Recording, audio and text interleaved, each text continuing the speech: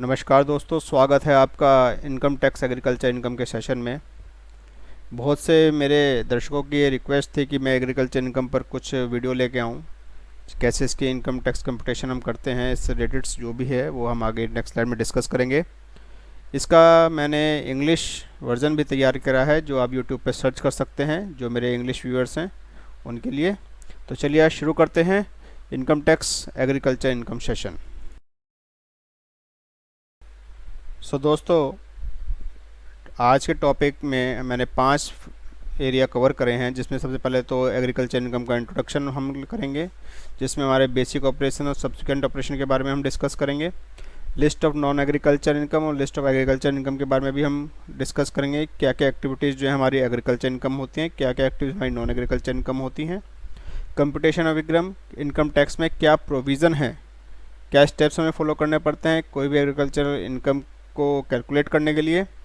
फिर कुछ composite income के बारे में हम डिस्कस करेंगे, जैसे कि मान लीजिए किसी एसएससी की एग्रीकल्चर इनकम भी है, बिजनेस इनकम भी है, अदर देन बिजनेस इनकम की है। उस केस में क्या क्या प्रोविजंस हैं, कैसे कंप्यूटेशन की जाती है एग्रीकल्चर इनकम की, वो डिस्कस करेंगे। और फिर 2 प्रैक्टिकल एग्जांपल, एक वो उस केस में जब आपकी एग्रीकल्चर इनकम नील हो या कुछ एग्जेम्पशन लिमिट तक हो या एग्जेम्पशन लिमिट से ज़्यादा हो। तो ये टॉपिक आज हम कवर करेंगे।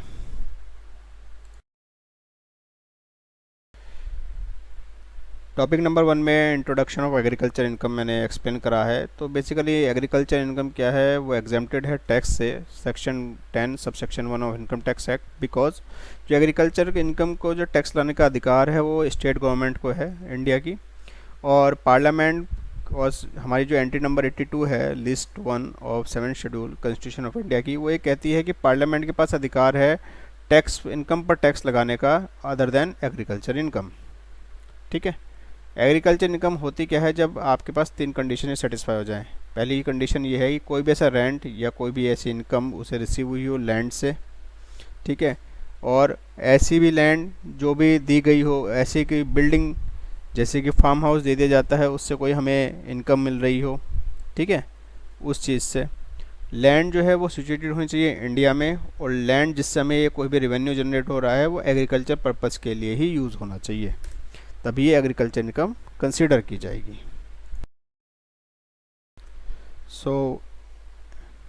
इस while side topic 1.1 agriculture purpose में टाइप ऑफ ऑपरेशन मैंने डिस्क्राइब कराया। तो बेसिकली एग्रीकल्चर पर्पज़ का मतलब ये होगा कि 2 तरह के ऑपरेशंस किए जाते हैं किसी भी एग्रीकल्चर इनकम को कंसिडरेशन में लाने के लिए।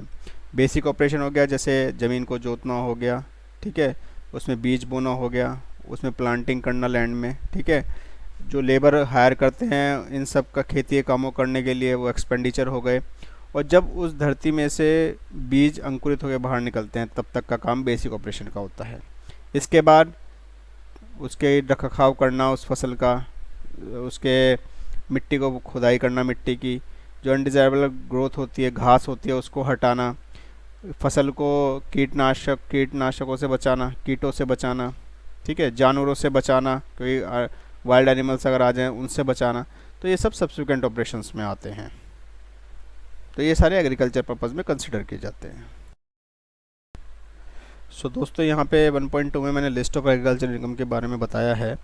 तो कुछ इनकम्स हैं जो मतलब कि एग्रीकल्चर इनकम में होती है, जैसे मान लीजिए प्रोड्यूस ऑफ टॉडी, फ्लावर्स को में जो है फूल होते हैं, फूल से कोकोनट को गार्डन को लीज देने से। ठीक है, कोई भी ऐसी हम घास हम उगाते हैं जो ह्यूमन एफर्ट्स के द्वारा उगाई जाती है, जिसका यूज़ किया जाता है आगे पशुओं को खिलाने के लिए चारे के रूप में। ठीक है, रबड़ के प्लांट्स को स्लॉटरिंग करना और उसके ऊपर टैपिंग लगा के उसको बेचना। ये भी इंटरेस्ट जो जैसे मान लीजिए कोई फर्म है, पार्टनरशिप फर्म है, वो एग्रीकल्चर बिजनेस में है और उस फर्म ने अपने पार्टनर्स को जो कोई प्रॉफिट शेयर दिया हो या इंटरेस्ट ऑन कैपिटल दिया हो, तो ये भी एग्रीकल्चर इनकम में कंसीडर किया जाता है। किसी तरह का डैमेज इंश्योरेंस कंपनी दिया हो किसानों को, क्योंकि उनकी किस फसलों को किसी तरह नुकसान पहुंचा हो, उसके केस में। नर्सरी, पौधों को उगाने के, पौधे जहाँ उगते हैं वो बेसिक ऑपरेशंस होता है, उन पे भी सब्सिक्वेंट ऑपरेशन भी होता है। तो वो भी आपका ये बनेगा, क्या बोलते हैं, एग्रीकल्चर इनकम। एक्सप्लेनेशन सी सबसेक्शन 2 सबसेक्शन 1A में ये डिफाइन किया गया है। उसके बाद lease rent on land giving for grazing kettles, it means पशुओं को चराने के लिए किसी ने अपनी खेती की ज़मीन को दे दिया है लीज पर, तो वो भी एक एग्रीकल्चर इनकम होती है। अब एक टॉपिक इसमें ये है कि जैसे मान लीजिए कोई फार्म हाउस अगर से कोई किराया आता है किसी लैंड ओनर को, तो क्या वो एग्रीकल्चर इनकम है? तो यस, वो एग्रीकल्चर इनकम है। पर उसके लिए क्या है कि सबसे पहले जो बिल्डिंग होनी चाहिए वो लैंड ओनर के द्वारा ऑक्यूपाइड होनी चाहिए, यानी कि उसका स्वामी वो होना चाहिए जिससे उसे वो रेंट आ रहा है।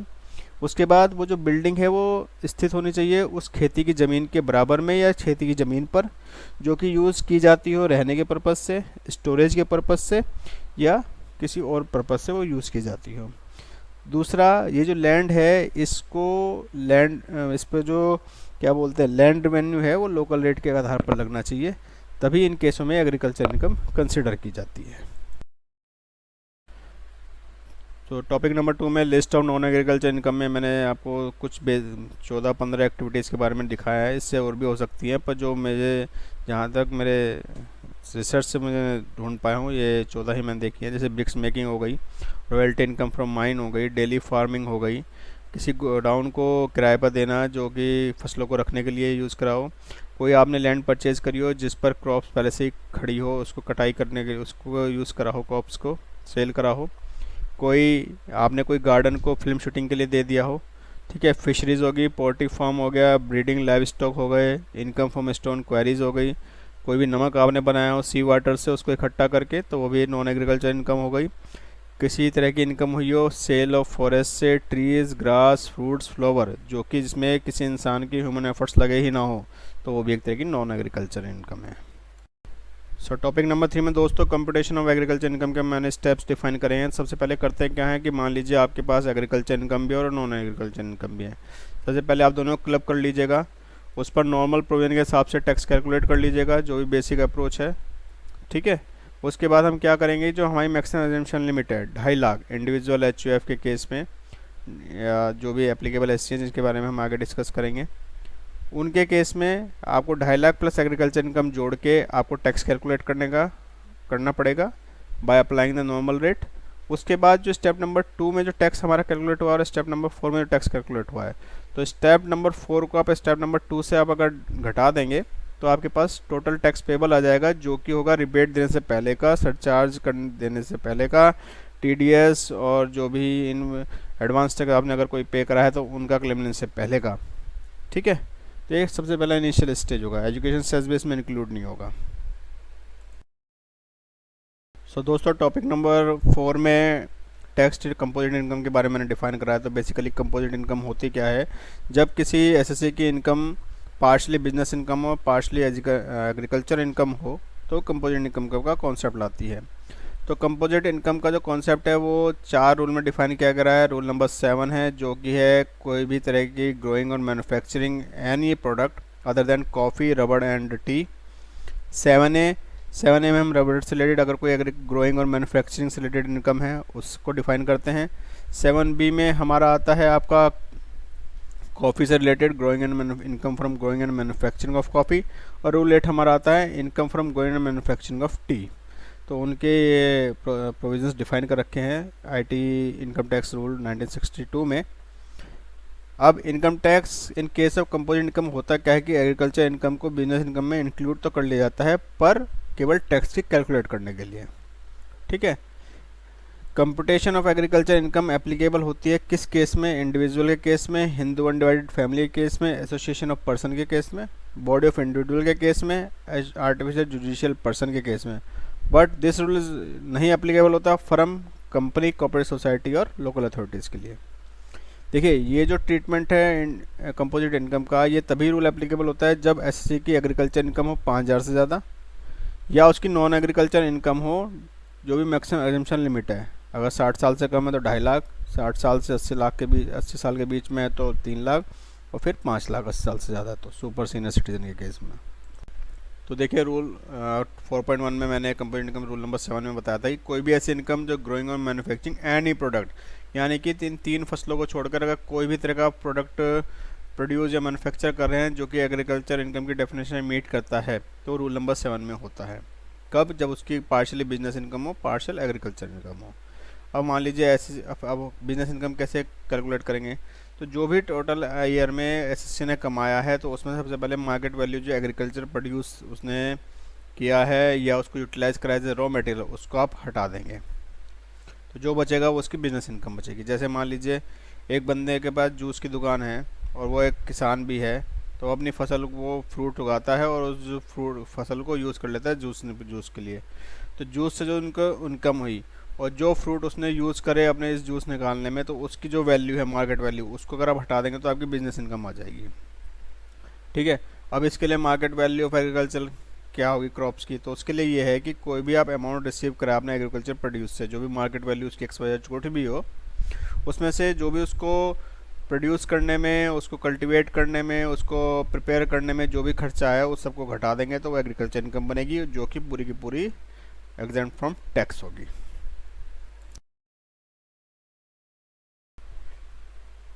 टॉपिक नंबर 4.2 में कंपोजिट इनकम ने रूल नंबर 7 और 7B में जो कंसिडर होती हैं उसके बारे में डिस्कस करेंगे।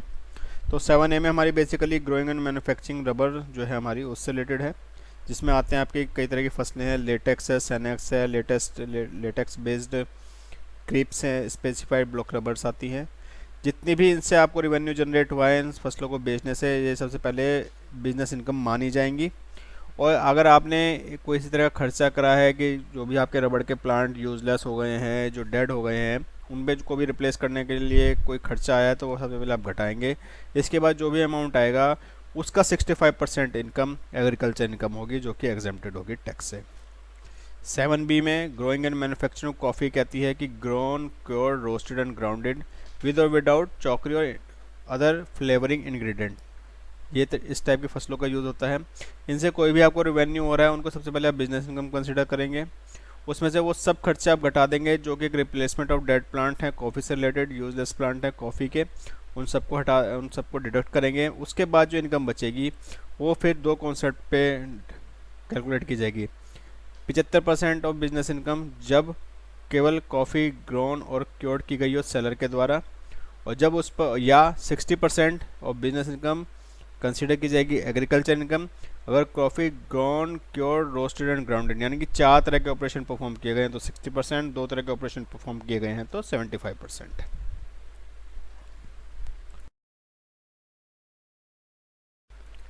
फोर 4.3 कंपोजिट इनकम जो टी बिजनेस से रिलेटेड है, यानी कि जो फार्मर्स टी लीव्स में काम करते हैं उनसे रिलेटेड है। तो रूल 8 इसके लिए होता है जो ग्रोइंग एंड प्रोसेसिंग और टी लीव से रिलेटेड है। इसका कंप्यूटेशन ये है कि सबसे पहले जो टी बिजनेस से आपको कोई भी इनकम हो रही है वो पहले पीजीबीपी का पार्ट बनेगी, और उस पीजीबीपी के रिलेटेड जितने भी प्रोविजन सारे उस पर एप्लीकेबल, ये खर्चे, डेप्रिसिएशन सब लगा लगू के जो बनेगी वो आपकी बिजनेस इनकम होगी। उसका 60% जो है एग्रीकल्चर इनकम कंसिडर की जाएगी, जो कि कम्प्लीटली टैक्स फ्री होगी।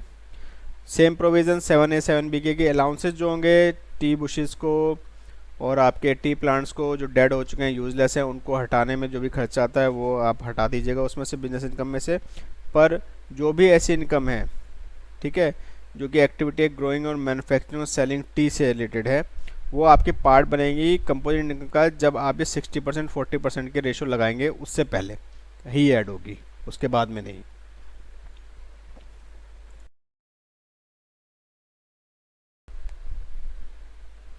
फाइव पॉइंट वन में एक प्रैक्टिकल एग्जांपल मैंने दिया है कि जब आपके पास दो केसेस हों कि एक बार तो आपके पास एग्रीकल्चर इनकम ही ना हो या आपके पास 5,000 तक की एग्रीकल्चर इनकम हो। तो इसमें एक एग्जांपल लिया है असेसमेंट ईयर 2021 का मैंने, उसमें क्या है कि एक एसएससी की ग्रोस टोटल इनकम की जिसकी ये 60 साल से कम है 5,30,000 थी। पीपीएफ में डिपॉजिट जिसने उसने जो क्लेम लिया है एटीसी के अंदर 50,000 का वो क्लेम कर रहा है, उसकी एग्रीकल्चर इनकम है 5,000 की और एक है नील। तो टैक्सेबल इनकम से पहले मैंने कंप्यूट करी, मैंने ग्रॉस इनकम में से पीपीएफ डिपॉजिट घटा दिया एटीसी का, और फिर टैक्सेबल इनकम निकल के आ गई 4,80,000, 4,80,000। उसके बाद मैंने जो एग्रीकल्चर इनकम तो 0 है ही दोनों केस में, मैक्सिमम लिमिट 2.5 लाख के क्लेम करके 2,30,000 उसकी टैक्सेबल इनकम बनती है। उस पर मैंने 5% टैक्स चार्ज करा और फिर रिबेट ले ली 87A की। ठीक है, ये तो था नॉर्मल प्रोविज़न, नॉर्मल ट्रीटमेंट रहा इसका। तो एक दूसरा एग्जांपल मैंने लिया है, इसमें अगर हम देखें तो हमने केवल एग्रीकल्चर इनकम के फिगर्स में चेंज करा है, बाकी कॉन्सेप्ट वही था जो पिछले स्लाइड में हमने फॉलो कर रहे हैं कि एग्रीकल्चर इनकम मैंने यहाँ पे 2.5 लाख दिखा दी, पहले नील थी या 5 लाख थी। तो अब हमने क्या करा, सबसे पहले स्टेप 1 में हमने नॉन एग्रीकल्चर इनकम को और एग्रीकल्चर इनकम को क्लब करा। टोटल इनकम हमारी 7,30,000 बनी। उसके बाद में हमने जो हमारे स्लैब हैं टैक्स के अकॉर्डिंग टू इनकम वो हमने अप्लाई कर दिए, तो हमारे पास 58,500 रुपये का टैक्स आया, जो कि है without rebate, before rebate and before surcharge, before education cess and claiming TDS and other prepaid taxes. उसके बाद स्टेप 2 में हमने कहा कि मैक्सिमम एग्जेम्पशन लिमिट जो कि बेसिकली 2.5 लाख है, क्योंकि जो हमारा SC है वो 60 ईयर्स से कम का है, और हमने उसमें 2.5 लाख की एग्रीकल्चर इनकम भी क्लब कर दी। तो हमारा टैक्स बन के आया 12,500 रुपये, और वो 12,500 की हमने रिबेट ले ली 87, वो तो हम बाद में लेंगे, बस 12,500 हमारा बन के आया। 58,500 में से हमने 12,500 घटा दी, तो 46,000 का हमारा टोटल टैक्स बनकर आया, जिसमें हमने 12,500 की रिबेट ले ली, क्योंकि जो नॉन एग्रीकल्चर इनकम है वो 4,80,000 रुपये है। नेट टैक्स जो हमारा बनता था वो हमारा बना 33,500, जिस पे सरचार्ज पे अप्लीकेबल नहीं होता। कोई प्रीपेड एक्सपेंसेस टैक्सेस है, TDS है या एडवांस टैक्स है, वो आप घटा दीजिएगा। इसके केस में ऐसा कुछ हमने मेंशन नहीं कराया, तो हम कुछ नहीं लेंगे। एजुकेशन सेस 4% चार्ज करके 47,340 का हमारा टैक्स बनेगा। तो दोस्तों यही था एग्रीकल्चर इनकम का कॉन्सेप्ट। आशा करता हूँ आप लोगों को ये सब पसंद आया होगा, और अगर किसी तरह की मिस्टेक या आपको समझाने में मेरे से कोई त्रुटि हुई है तो उसके लिए बहुत बहुत क्षमा। दोबारा मिलते हैं कुछ इंटरेस्टिंग टॉपिक्स के साथ, इनकम टैक्स और जो भी एप्लीकेबल टैक्सेस हैं इंडिया में या अदर अलाइड लॉज या अकाउंटिंग स्टैंडर्ड से, तो आपसे ज़रूर भेंट होगी दोबारा। तब तक के लिए धन्यवाद, नमस्कार।